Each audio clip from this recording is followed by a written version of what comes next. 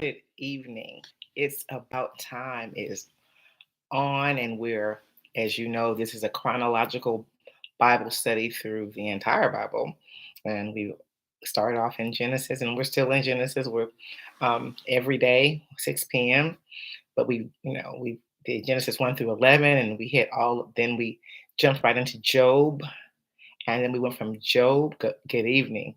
We went from Job, right, and finished all of that. And then we came back to chapter 12. And so here we are, all involved in Genesis. And now we're on Genesis 41. Um, if you missed, excuse me, if you missed Genesis 38 through 40 yesterday, please go back and listen to the replay. It was really, really, really good. You know, even when I'm not teaching, I'm listening because it's just great. The word is good. The word is rich. I learn something new every day. I hope that you feel the same. Thirsty. I'm thirsty. I'm thirsty. I'm hungry and I'm hungry and I'm hungry. And there's so much richness in the word. And if I listen to it or heard someone speak or read it 1,000 times, I still would get something new every time. The word is that rich. So I would encourage you to get the revelation, to get the revelation. All right, good evening. All right, here we go. So 41 starts off. Now it happened at the end of 2 full years. So this whole 2 full years thing is after Joseph had interpreted the dreams of the cupbearer and the baker, the chief baker. They were supposed to remember him after they got through, having their dreams interpreted, and they got back to Pharaoh, and they forgot nothing. They remembered nothing. Remembered as in they didn't tell. How when we get something and we remember who gave us this, who gave us the opening, who did this thing for us. They didn't put in a good word for him, and that's because God makes sure that nobody, if God's elevating you, He doesn't want anybody else to get the credit. When God elevates you, know that it's God. There's no favors owed, right? There's to nobody else. So God makes sure that's clear that it's just Him. Well, anyway, here we go. Now it happened at the end of 2 full years that Pharaoh had a dream. And behold, he was standing by the Nile. Of course he would be. He's in Egypt, right? Right by the Nile. And behold, and behold means and look. And look, from the Nile, 7 cows came up, fine looking and fat. That means they were healthy, and they grazed in the marsh grass. Then behold, 7 other cows came up after them from the Nile, ugly and thin. And kind of a sad thing, but yeah, we get it. They were real kind of, they were, my mother would say po back in the day. They were po looking. Um, and they stood by the other cows on the bank of the Nile. Then the ugly and thin cows ate the 7 fine looking and fat cows. They were hungry. When you desperate, you might not have the what looks appears to have strength because you're not fat and fine, but you got agility and you got um you know you're you can move and you have grit and you have determination. uh, you know fat and fine is not always the thing. I'm just throwing it out there, but anyway, here we go. It says then the ugly and thin cows ate the 7 fine looking and fat cows. Then Pharaoh awoke, so he got startled and he was awakened, right? I feel like there's a delay, so please excuse me. I feel like it was something going on with my internet. Anyway, having said that, then he says, but he fell asleep and dreamed a second time. And behold, 7 ears of grain came up on a single stalk, plump and good. Then behold, 7 ears, thin and scorched by the east wind, sprouted up after them. And the thin ears swallowed the 7 plump and full ears. Then Pharaoh awoke, and behold, it was a dream. Now in the morning, his spirit was troubled. He was concerned. What's this mean? Right? I've got these same animals, but one, and that one looks good and one looks bad, and the bad ones are eating up the good ones. And then I've got these um, same vegetables, and one looks good and one looks bad, and the bad looking ones are eating up the good ones. What does this mean, right? So it says, now in the morning his spirit was troubled, so he sent messengers and called for the soothsayers, priests of Egypt, the soothsayers. So let's just call the spirit, they're little spiritualists because they didn't believe in God. God doesn't like a consulting soothsayers, but that's what he called on. He was Pharaoh, so that's what he did. Um, so he and so it says he sent, sent messengers and called for the soothsayer priests of Egypt and all its wise men, all of the wise men. And Pharaoh told him, told them of his dreams, but there was no one who could interpret them for Pharaoh. Then the chief cupbearer spoke to Pharaoh, saying, I would make mention today of my own offenses. In other words, I don't want to bring this back up, bruh, but I gotta tell you, I thought I know we moved past this, but let me tell you what went down. Pharaoh was furious. He says that's what he's telling them. Pharaoh was furious with his servants, and he put me in confinement in the house of the captain of the bodyguard, both me and the chief baker. Okay. Then we had a dream one night, and he and I, each of us dreamed according to the interpretation of his own dream. So we both had our own individual dreams. Now, a Hebrew youth was there with us, a servant of the captain of the bodyguard, and we told him the dreams, and he interpreted our dreams for us. Right? The Hebrew youth. I wonder who that is. And we told him the dreams, and he interpreted our dreams for us. For each man, he interpreted according to his own dream. And just as he interpreted for us, so it happened. Pharaoh restored me in my office, but he hanged the chief baker. Whew. Then the Pharaoh sent word and called for Joseph. All right, if this boy is the interpreter, let me call. Here's the part where your gift will make room for you. Your gift will make room. It wasn't time. 2 years passed, and this man had a dream. The man needed to see him acting. This wasn't me getting a spot. I can get me on. Can you put me on the job? God had a place for him to go, and he wasn't gonna be elevating through the ranks. What difference did it make to Pharaoh that this boy could interpret dreams? He would have been put amongst the soothsayers. God didn't want him to be amongst that group, right? That would have been a whole nother thing he had to deal with. Sometimes we get so concerned about elevation and quickly, and we're trying to make our own way. We don't understand that God has a better way and a more prosperous way. He can do exceedingly above and beyond all that we could ask or think. He was thinking small. Another job just get me out of this dungeon and this prison situation, but they were thinking, God had already saw it. God already has a vision. And that's what we need to make sure that we're clear on. God knows when, and God knows how, and God knows why. Sometimes we get so caught up in it's not, why is this happening? And I know I've been a victim of that. It should have happened. It should have happened. It should have. And God's like, no, it couldn't. It couldn't, because I have something bigger and better for you. Anyway, I'm going to go on. Then Pharaoh sent word and called for Joseph, and they hurriedly brought him out of the dungeon. And when he had shaved himself and changed his clothes, he came to Pharaoh. So he had to be ready. He had to get presented, ready. Are you ready for the room? Do you know how to get ready for the room? He knew to shave himself. He knew to change his clothes. Or do you have the clothes for the room? We're always ready for elevation. We're always talking about elevation, but are we ready for the room? I'm just saying, get your garments ready. Pharaoh said to Joseph, I have had a dream, but no one can interpret it. And I have heard it said about you that when you hear a dream, you can interpret it. Joseph then answered Pharaoh, saying, it has nothing to do with me. That's what God wants. That's what God wants. Give him the glory. It has nothing to do with me. He says, God will give Pharaoh an answer for his own good. So Pharaoh said to Joseph, in my dream, there I was standing on the bank of the Nile.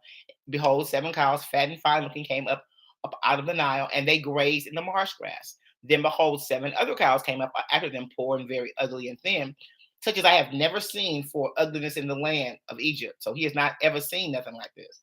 No wonder he woke startled, because it's like, I've never seen it, because Egypt is known for its richness, its prosperity. So this ugliness was not. Oh, this is not what I know. This is not who I am. I don't know what's going on here. This is where Pharaoh was, right? He says, yet when they had devoured, so he says, sorry. He said, and the thin and ugly cows ate the first 7 fat cows. Yet when they had devoured them, it could not be detected that they had devoured them, for they were just as ugly as before. So they had eaten them, and they hadn't changed. They had eaten the fat things, and they still looked ugly. He says, then I awoke. I saw also in my dream, and behold, 7 ears of grain, full and good, came up on a single stalk. And behold, 7 ears, withered, thin, and scorched by the east wind, sprouted up after them. And the thin ears swallowed the 7 good ears. Then I told it to the soothsayer priest, but there was no one who could explain it to me. And Joseph said to Pharaoh, Pharaoh's dreams are one and the same. God has told to Pharaoh what he is about to do. Have you had a double dream? Has God talked to you twice about anything? I mean, really, are you looking? Are you so immune to dreaming and not seeing when God's hands in it? We need to look for God even in our sleep. It's really important that we look for God even in our sleep. And and if you're dreaming that same dream multiple times, there's something there. There quite possibly could be something there. And pray to God for interpretation, whether you can do it yourself or whether God gives it to someone else. These are my thoughts. Just throwing it out there. There's God does that. Anyway, here we go. He says, Pharaoh's dreams are one and the same. God has told the Pharaoh what he was about to do. The 7 good cows are 7 years, and the 7 good ears are 7 years. The dreams are one and the same. The 7 thin and ugly cows that came up after them are 7 years, and the 7 thin ears scorched by the east wind will be 7 years of famine. So one 7 years of prosperity, and the other one 7 years of famine. It is as I have spoken to Pharaoh. God has shown Pharaoh what he is about to do. Behold, 7 years of great abundance are coming in all the land of Egypt, and after them 7 years of famine will come, and all the abundance will be forgotten. So the famine's going to be so bad that people will not even remember the good times. They'll remember. Okay, so let's think about this.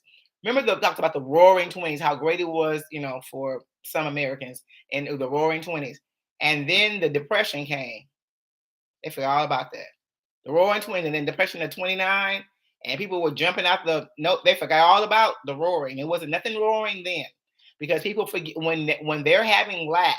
People forget about the good times. We're called to remember God. We're supposed to remember what God did. That's why I keep telling you to tell the stories about the great things and to encourage yourself. But people forget, and we don't want to forget when when we're going through the bad times. We have to encourage ourselves. They forgot, but I'm just but they didn't have what we have. So I'm just gonna keep on going. Anyway, he says, and after them 7 years of famine will come, and all the abundance will be forgotten in the land of Egypt, and the famine will ravage the land. So the abundance will be unknown in the land because of that subsequent famine, for it will be very severe. Now, as for the repeating of the dream to Pharaoh twice, it means that the matter is confirmed by God. Remember that it's been done twice. God's confirming it, and God will quickly bring it about. Suddenly, quickly. God's not playing. I'm just saying. I know, right? I got bars. I, I'm just saying God's not playing. I'm just saying. These are my thoughts. I was just really excited about my bars, so I can. Okay, still going on. Forgive me. let's not digress. Anyway, so now let Pharaoh look for a man discerning and wise and appoint him over the land of Egypt. Let Pharaoh take action to appoint overseers in charge of the land, and let him take a fifth of the produce of the land. A fifth is 20% of Egypt, of the land of Egypt, as a tax in the 7 years of abundance. Then have them collect all the food of these good years that are coming. He set up. He talked about the money that needs to happen. How much money needs to be, the tax and the whole little bit. He knows, and store up the grain for food in the cities under Pharaoh's authority, and have them guarded.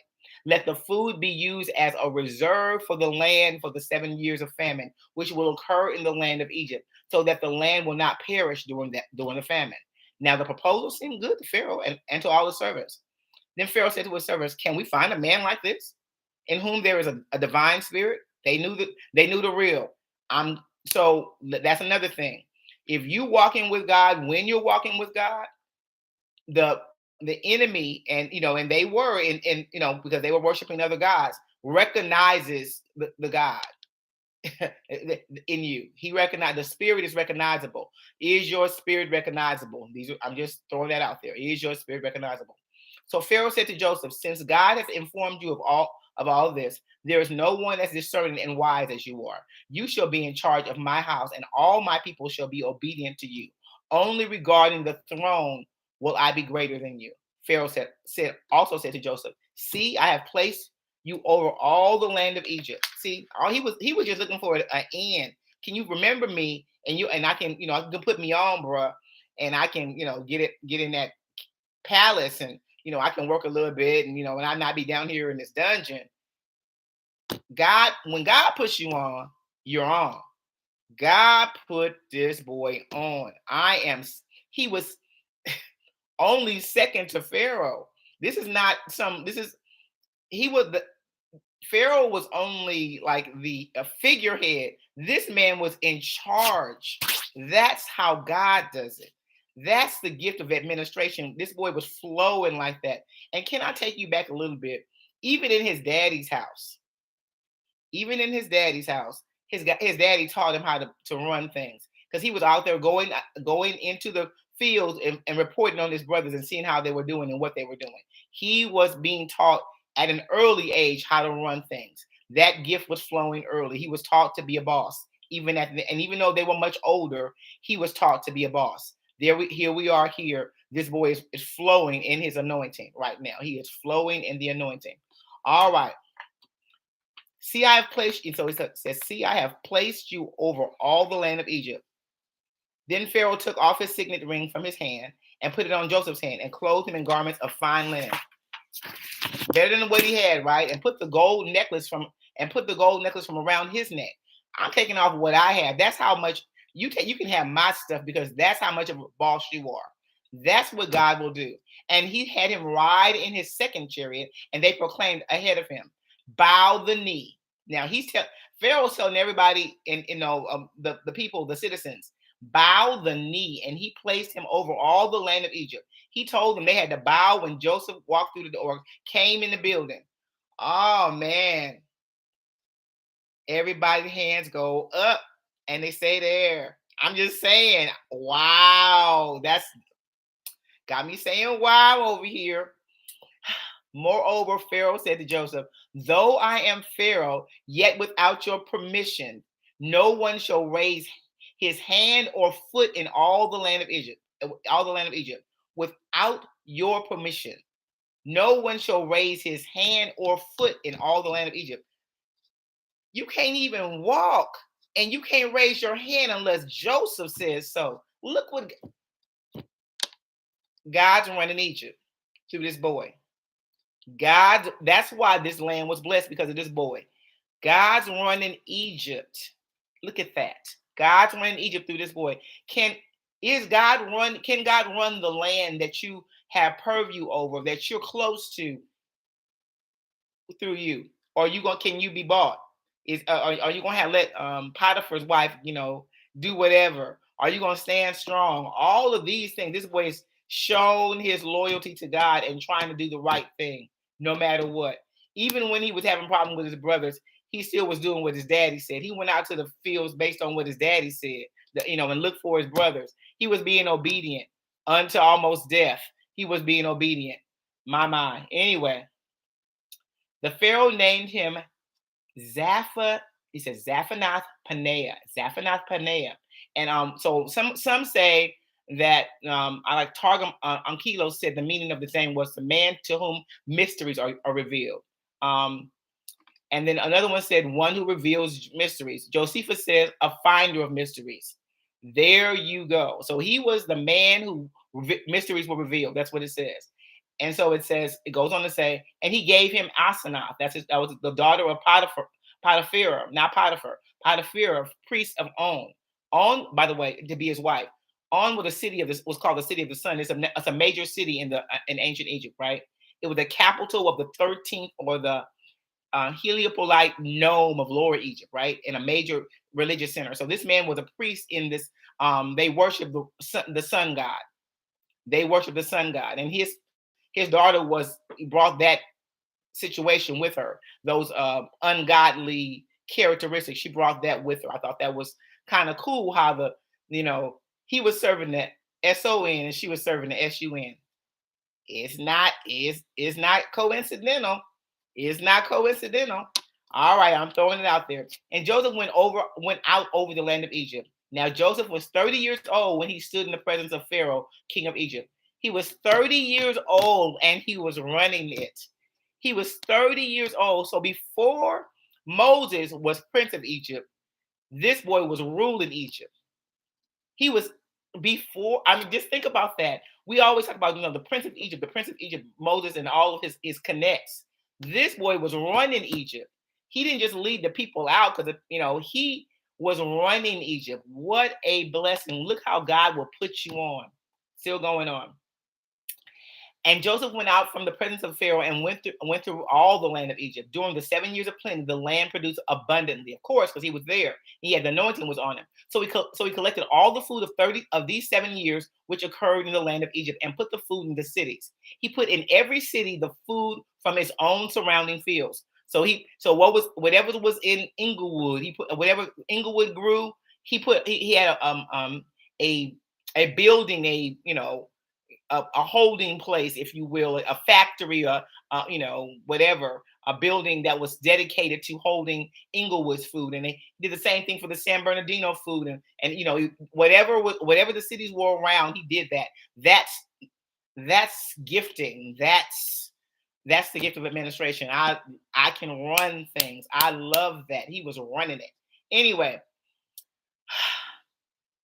Joseph stored up grain in great abundance like the sand of the sea until he stopped measuring it, for it was beyond measure.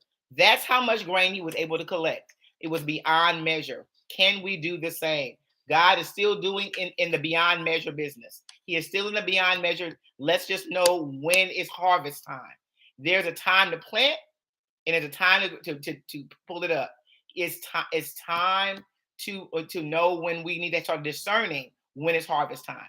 Now, before the year of famine came, 2 sons were born to Joseph, whom Asenath, the daughter of Potiphar, priest of On, bore to him. Joseph named the first one Manasseh, for he said, "God has made me forget all my trouble and all of my father's household." He made him forget all of that. All of that stuff, God's made me forget that. I don't have to be bothered with any of that foolishness. I thought that was wonderful. I thought it was wonderful. And then he says, and he named the second Ephraim. Oh, or if I think about it was Ephraim in Spanish. I teach Spanish speakers, so I'm used to saying it that way. But Ephraim is what they call him, or Ephraim.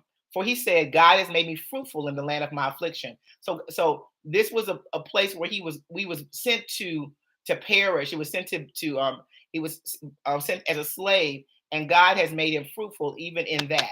When the 7 years of plenty, which had taken place in the land of Egypt, came to an end, and the 7 years of famine began to come, just as Joseph had said, then there was famine in all the lands. His word was tested, and it was true. They saw that what he said was true. But in all the lands of Egypt, there was bread. There was still bread, even there. There was still bread. So when all the land of Egypt suffered famine, the people cried out to Pharaoh for bread, and Pharaoh said to all the Egyptians, "Go to Joseph. Whatever he says to you, you shall do." Come on now. Go to Joseph. Whatever he says to you, you shall do. The power, the power. We're at 37 years old now. He's still running things. My God. When the famine was spread over the entire face of the earth, so it wasn't just a local famine. It wasn't just in my country. It's been spread all over the place. When the famine was spread over the entire face of the earth, Joseph opened all the storehouses and sold the grain to the Egyptians. And the famine was severe in the land of Egypt. Then the people of all the earth came to Egypt to buy grain from Joseph, because the famine was severe in all the earth. They were making money even in a famine. They were making money, because money ain't a thing when you can't have nothing to eat. So food was more important than anything. And they had the food. Wow. Look how God worked that out. Just because this boy had discernment and he could interpret a dream, your gifts will make room for you. Chapter 42. Now we call him Jacob again, right? Now Jacob saw that there was grain in Egypt, and Jacob said to his sons, "Why are you staring at one another?" In other words, why y'all just standing around? He said, "Look, I have heard that there is grain in Egypt. Go down there and buy some for us from that place, so that we may live and not die." I mean, why y'all standing around? Y'all ain't heard? I'm out here at the gate, all this stuff, and you all haven't heard that there's grain in Egypt? Come on now. So 10 of Joseph's brothers went down to buy grain from Egypt. But Jacob did not send Joseph's brother Benjamin with his brothers, for he said, I'm afraid that harm may happen to him. Here we go again. He didn't send Joseph's brother Benjamin with his brothers. You still making a difference between these kids. Have you not learned? Have you not learned? This is not okay. You still got to, you can't keep making a difference between these kids. Anyway, so the sons of Israel came to buy grain among those who were coming because the famine was also in the land of Canaan. Of course it was. That's all the earth. Now, and by the way, it's quite a few thousand miles from Canaan to Egypt. It's a lot of miles. It's a lot. Shouldn't have taken that long, but it's quite a few miles. Now, Joseph was the ruler over the land. He was the one who sold grain to all the people of the land, right? And Joseph's brothers came and bowed down to him with their faces to the ground. We kind of have a dream about that. Was there a dream somewhere? I'm just saying. These are my thoughts. Coming to pass. They're coming to pass. So here we go. Still going. When Joseph saw his brothers, he recognized them, but he disguised himself to them and spoke to them harshly.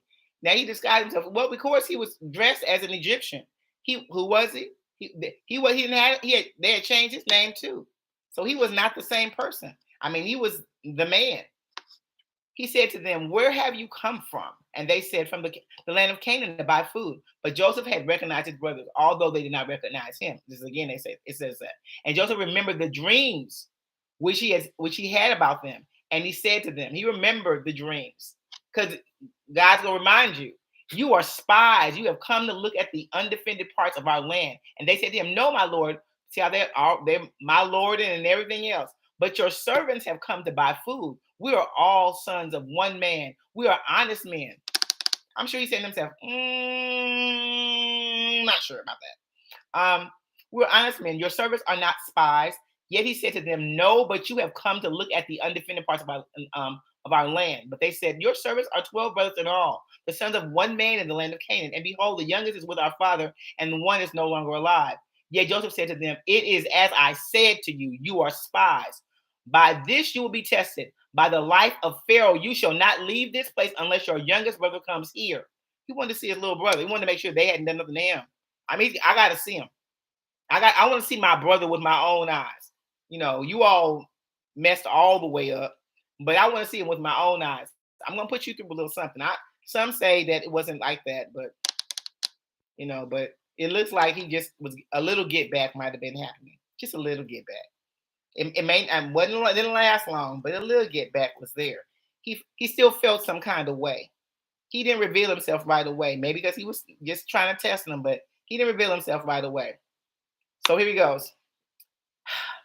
Send one of you and have him get your brother while you remain confined, so that your words may be tested, whether there is truth in you. He's going to see if they'll lie. But if not, by the life of Pharaoh, you are certainly spies. So he put them all together in prison for 3 days. There's that number 3 again, right? Now Joseph said to them on the 3rd day, "Do this and live, for I fear God.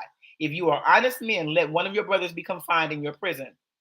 But as the rest of you, but for the rest of you, go, carry grain for the famine of your household, and bring your youngest brother to me, so that your words may be verified, and you will not die." And they did so.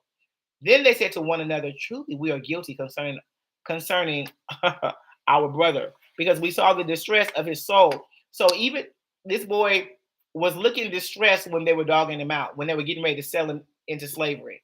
They saw it. They're admitting it right here. We didn't know that he struggled. We didn't know how he was looking, but we see here, right here, that he says, "Truly, we are guilty concerning our brother, because we saw the distress in his soul when he pleaded with us. Yet we would not listen. For that reason, this distress has happened to us." We're getting back. We're finally reaping what we sowed. Reuben answered them, saying, "Did I not tell you, do not sin against the boy? And you would not listen? Now justice for his blood is required." Oh, okay, Reuben. We sounding real high and mighty. They did not, because he could have told his daddy. He could have done something. He didn't fight them. I know it was more of them, but he didn't fight them. However, anyway, so now justice for his blood is required. They did not know, however, that Joseph understood, for there was an interpreter between them. So he looked like he couldn't speak the language, but he could. Then he turned away from them and wept. He's still feeling it. It doesn't just go away. That hurt and that pain, and hearing them and knowing that at least one of them fought for him, and maybe he was just outvoted. Clearly, he was outvoted. But I mean that emotion can be overwhelming, and it doesn't always just go away. I'm just saying. But when he returned to them and spoke to them, he took Simeon from them and bound him before their eyes. He took him and bound him right there. Then Joseph gave orders to fill their bags with grain, but also to return every man's money in his sack and to give them provisions for the journey. And that is what was done for them. So they loaded their donkeys and with their grain, and they departed. But when one of them opened his sack to give his donkey feed, he saw his money, and behold, it was the opening of his sack. He was so upset. So he said to his brothers, "My money has been returned, and look, it is right in my sack." Then their hearts sank because they were upset. They were concerned. Oh my God, he don't think I stole this money. He's going to have to, yeah, exactly. He had to relive this trauma. He really did. And they're gonna think that, he says, what is this that God has done to us? Because they didn't want to have the money, because they didn't want no smoke with Joseph. They could see that there was a problem right there. They didn't want that smoke. I could see it right there clearly, because Joseph came for their heads. You are spies. You are spies. And he knew good and well they wasn't spying for nobody. But he was putting it out there so he could get what he wanted, which was to see his brother. All right. When they came to their father Jacob in the land of Canaan, they told him everything that had happened to them. The man, the Lord of the Lord of the land. He was the Lord of the land. I'm just still marveling over how God elevates. When God puts you on, you are on. The man, the Lord of the land, spoke harshly with us and took us for spies of the country. But we said to him, "We are honest men. We're not spies." And we told him a whole little bit. But he says, but he said to us, "By this I will know that you are honest men. Leave one of your brothers with me and take grain for the famine of your household and go. But bring your youngest brother to me so that I may know that you are not spies, but honest men. I will give your brother to you and you may trade in the land." Now it came about as they were emptying their sacks that behold, every man's bag of money was in a sack. So they all saw that everybody's money was there. It wasn't just the one brother. Everybody's money was in their sack, and they were afraid. And their father Jacob said to them, "You have deprived me of my sons. Joseph is gone, and Simeon is gone, and now you would take Benjamin. All these things are against me." He's like, "What's not going to happen? You about to take Benjamin? You already took Joseph. Now Simeon's there, and now you about to take Benjamin? That's what's not going to happen. That's what we not going to do. Yeah, I can't trust you all with my kids up in here. Not fixing to happen." Then Reuben spoke to his father, saying, "You may put my two sons to death if I do not bring him back to you." My God, the fact that he knew that his father valued his son so much that he was, Joseph and Simeon and especially Benjamin so much that he was willing to let his own sons die. My God, how must that have felt to them to know that your father values these other boys, this because of their mother, so much more than me or more than you or whatever. That's just an awful feeling. I can't even imagine. Jacob is wrong for this. These are my thoughts. This is not okay. So he's saying you can take my two sons for that one. That's how invaluable your grandsons are to you. You can take my two sons. You can take my two, and I go. Give me your one so I can go get my brothers back. By the way, there's one left there. Can I go get my brother back? Do you care about that son? You mentioned them. I mean, really, you sounding way shady, Dad. Anyway, but Jacob said, "My son shall not go with you. My son shall not go, for his brother is dead. Why? And he alone is left. What about the other ones, Dad? If harm should happen to him on the journey you are taking, then you will bring my gray hair down to Sheol in sorrow. I'm going to go down to my resting place, my to purgatory, to my waiting place for the Lord in sorrow. If you take this, something happens to this boy." So that's a whole no for me. And we end this chapter with it's a whole no. The fact that you make the kids feel this way, we have to be better parents. What was he showing them, even in his old age? They'd already seen the preferential treatment all their lives. Now they're having to relive it. It's not just Joseph that's reliving it when he saw them and weeping. Think about these grown men still never feeling truly loved or valued by their father. This is not okay. No wonder they had so much. They have so many problems in their individual lives. Judah and not keeping his word, he never really saw great examples of, he never got any advice. It was just a lot, just throwing it out there. It's definitely not a a good policy. You're right. I just wanted to put out there, it's really important that we spread the love equally as much as we can. And we let kids feel valued. This is not okay. And all it does is hurt, make traumatic or traumatized adults. This is awful. I mean, this is not a great way to end the chapter, but stay tuned. It only gets better because it's God's book. This is the story of a lifetime. I pray that you are all in. I'm all in. I'll see you tomorrow. I won't be on, but I'll see you tomorrow. It's about time. Get in the chat. Let's do this thing. Have a great rest of your evening. All righty.